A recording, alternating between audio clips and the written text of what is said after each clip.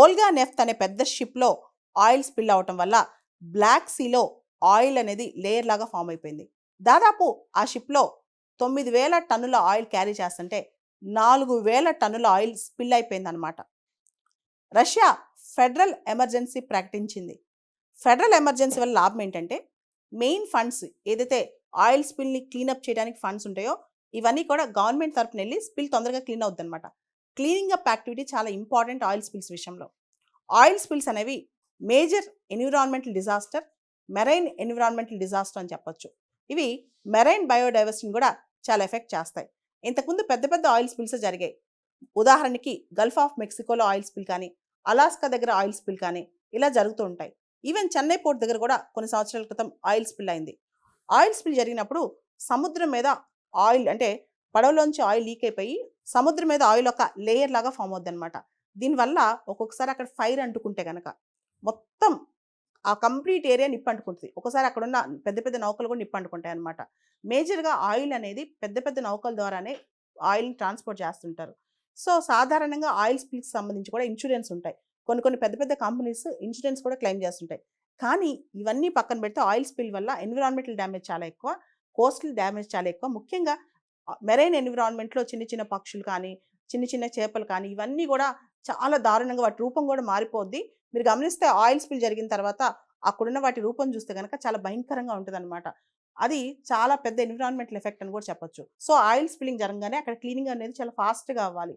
దాంతోపాటు oil spill clean చేయకపోతే ఇతర నౌకలకు కూడా అది ఎఫెక్ట్ అవుతుంది. కాబట్టి not only marine environment but also చాలా ఫాస్టెస్ట్ ట్రేడ్ రూట్స్ ఏదైతే ఉంటాయో అక్కడ ఇమీడియట్గా క్లీనింగ్ అప్ యాక్టివిటీ తీసుకురావాలన్నమాట.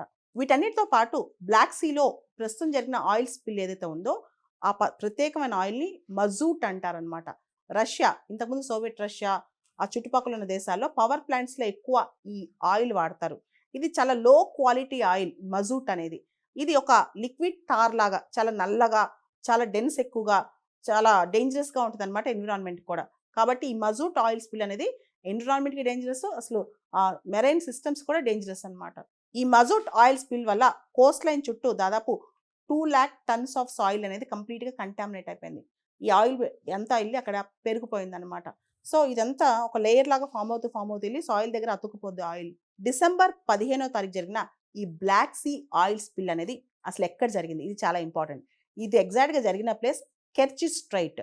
మనందరికి తెలుసు 2014లో రష్యా క్రిమియా ప్రాంతాన్ని ఆక్యుపై చేసింది. రష్యాని క్రిమియాకి వెళ్ళే రూట్లో ఉంటుంది ఈ కెర్చిస్ స్ట్రైట్ అనమాట. స్ట్రైట్ అంటే ఏంటి అసలు? 2 లార్జ్ వాటర్ బాడీస్ని కలిపేదే స్ట్రైట్ అంటాం. సో దీనికి సంబంధించి కెర్చిస్ స్ట్రైట్ ఏరియాలో ఆయిల్ స్పిల్ అయిందనమాట. సో ఇప్పుడు ఇది క్లీన్ చేయడం చాలా ఇంపార్టెంట్. అందుకని క్రిమియాతో కనెక్టివిటీకి కూడా ఈ కెర్చిస్ స్ట్రైట్ అనేది మనకు చాలా ఇంపార్టెంట్ అనమాట. కెర్చిస్ స్ట్రైట్ అనేది 2 water bodies Sea of Azov మరియు బ్లాక్ సీని కలుపుద్ది అనమాట కెర్చిస్ స్ట్రైట్. సో ఈ కెర్చిస్ స్ట్రైట్ వల్లే అక్కడ ట్రాన్సిట్ అనేది చాలా ఈజీ అవుతుంది. కానీ స్ట్రైట్ అనేది చాలా నేరోగా ఉంటుంది కాబట్టి అక్కడ ఆయిల్ స్పిల్ కనుక కంట్రోల్ చేయలేకపోతే, క్లీనప్ చేయలేకపోతే ఇప్పుడు ట్రాన్సిట్ అనేది చాలా ఇబ్బంది అవుతుంది. కెర్చిస్ స్ట్రైట్ అనేది క్రిమియన్ పెనిన్సులా మరియు రష్యా యొక్క తమాన్ పెనిన్సులా దగ్గర ఇన్ బిట్వీన్ ఉంటుంది అనమాట. బ్లాక్ సీ బార్డరింగ్ కంట్రీస్ ఏవైతే ఉన్నాయో అవి కూడా మనం గుర్తుపెట్టుకోవాలి. Bulgaria, Ukraine, Russia, Turkey, Georgia మరియు రొమేనియా. బ్లాక్ సీ మార్గం అనేది చాలా ఇంపార్టెంట్. మనం గమనిస్తే ఉక్రెయిన్ అనేది it's a food bowl of Europe అంటుంటాం అనమాట. ఉక్రెయిన్ నుంచి ఏదైనా ఫుడ్ గ్రెయిన్స్ అన్ని కూడా బ్లాక్ సీ ద్వారా ఎక్కువ వెళ్తూ ఉంటాయి. అయితే రష్యా ఉక్రెయిన్ యుద్ధం స్టార్ట్ అయిన తర్వాత బ్లాక్ సీని అప్పట్లో కొంతకాలం బ్లాకేడ్ విధించారు.